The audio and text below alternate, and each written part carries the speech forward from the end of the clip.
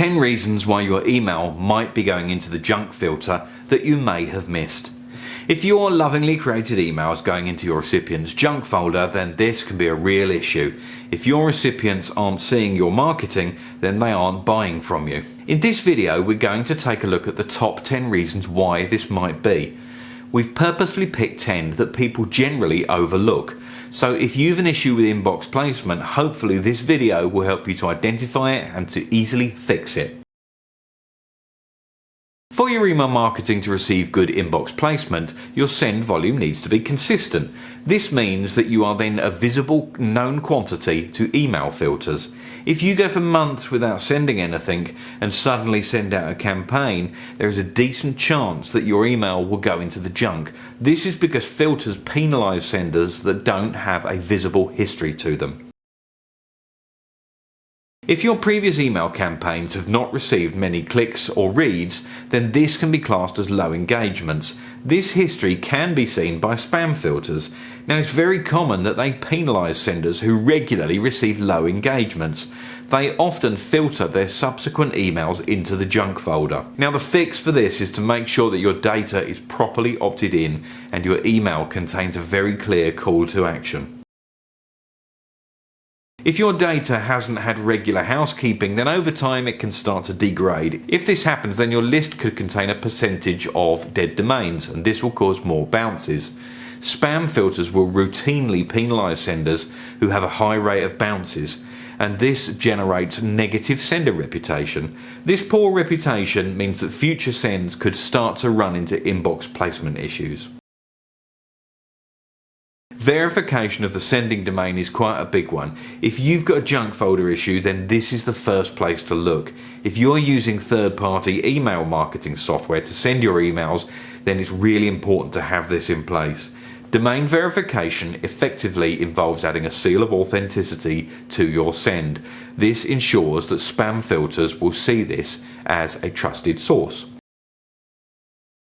It's quite common for your subscribers to forget that they opted in to receive your email.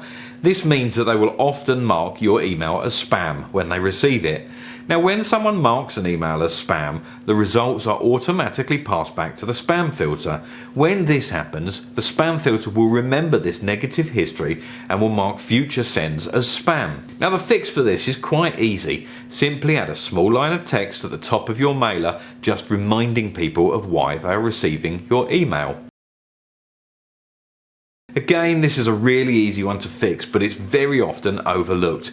Your send from address plays a huge part in inbox placement. Mail filters penalise generic send from addresses.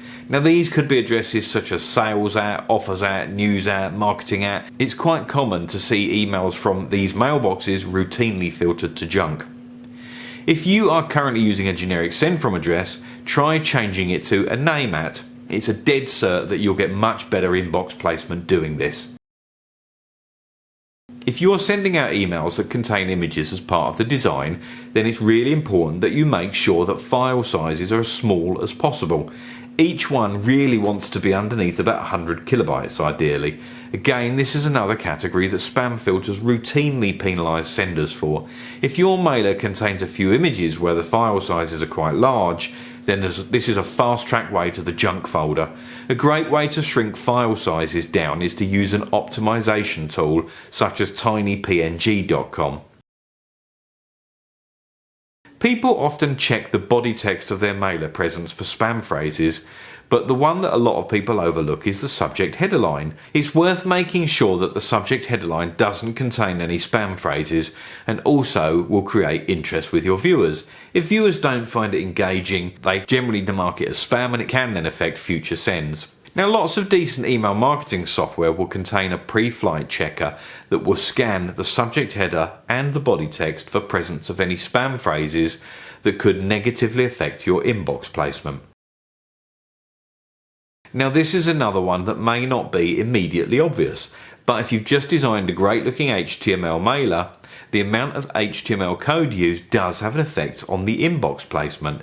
Using lots of styling and formatting creates more HTML code. Spam filters send HTML styled mailers into spam on some occasions.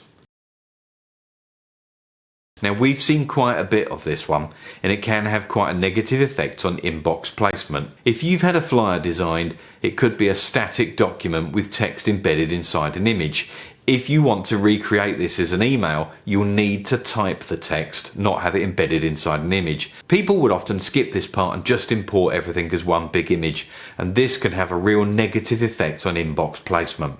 Okay, that rounds up our top 10 reasons why your email marketing might be going into junk. If you've got an inbox placement issue, then hopefully this quick tips video may help you to get to the bottom of it. Please don't hesitate to contact us if there's anything that we can help you with. I hope you've learned something today, and please don't hesitate to like and subscribe. Thank you.